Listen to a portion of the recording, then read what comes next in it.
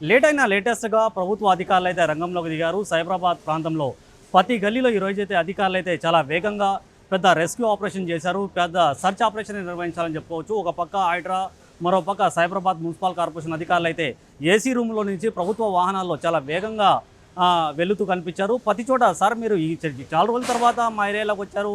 అనేక సందర్భాల్లో ఇక్కడ అక్రమ కట్టడాలు కడుతున్నారు. మేము ఫిర్యాదులు ఇచ్చాం, మేము స్పందించలేదు.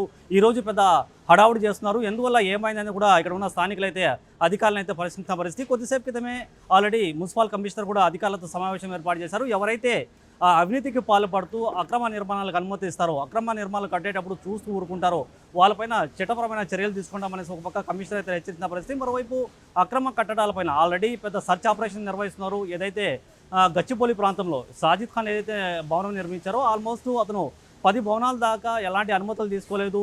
అతను 70-50 గజాల లోపే అతను 7 అంతస్తులు 8 అంతస్తులు కట్టారంటే కూడా ఒక పక్క అధికారులు లెక్కలైతే తెలిసిన పరిస్థితి. కానీ ఏసీ రూములో నుంచి ప్రభుత్వ వాహనాల్లో ప్రతి గల్లీలో ఈరోజు ఏదైతే సర్చ్ ఆపరేషన్ నిర్వహించారో ఇది లోకల్గా పెద్ద సంచలనంగా మారింది. చాలా వరకైతే అధికారులకి స్వాగతం పలికారు. చాలా రోజుల తర్వాత మేము ఫిర్యాదులు చేసినా కూడా మీరు ఇక్కడికి వచ్చి చూశారు, స్పందిస్తారు. రాబోయే రోజుల్లో ఇలాంటి భవనాలపైన ఎలాంటి చర్యలు తీసుకుంటారో మాకు తెలియదు. కానీ ప్రస్తుతం అయితే ఇప్పుడు వచ్చారు, అదే చాలా సంతోషం అని కూడా ఇక్కడ ఉన్న స్థానికులు అయితే చెప్పుకొస్తున్న పరిస్థితి.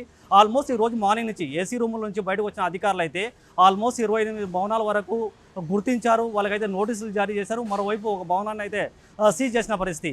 9 నుంచి 10 భవనాల వరకు కూల్చివేశారు. సాధారణంగా ప్రతి చోట ఎప్పుడైతే అది మున్సిపల్ అధికారులు కూల్చివేయడం ఏదైతే ప్రాసెస్ నడుస్తుందో సాధారణంగా గోళ్ల వరకే పరిమితం అవుతారు. గోళ్లు కూల్చేసాం, ఆ ఫోటోలు వీడియోలను అయితే కోర్టుకి లేకపోతే మీడియాకి చూపించే పరిస్థితి ఎక్కువగా ఉంటుంది. అలాంటి ప్రాసెస్ ఈరోజు సైబరాబాద్లో కూడా జరిగింది. రాబోయే రోజులు ఈ అక్రమ కట్టడాలకి శాశ్వతంగా కూల్చివేస్తారా, లేకపోతే గోళ్లే కూల్చేసి మేమేదో కూల్చేసాం, మేమేదో పెద్ద సర్చ్ ఆపరేషన్ నిర్వహించామనేసి అధికారులు మరోసారి డప్పుకొంటూ ప్రయత్నాలు చేస్తారా, వేచి చూడాలి.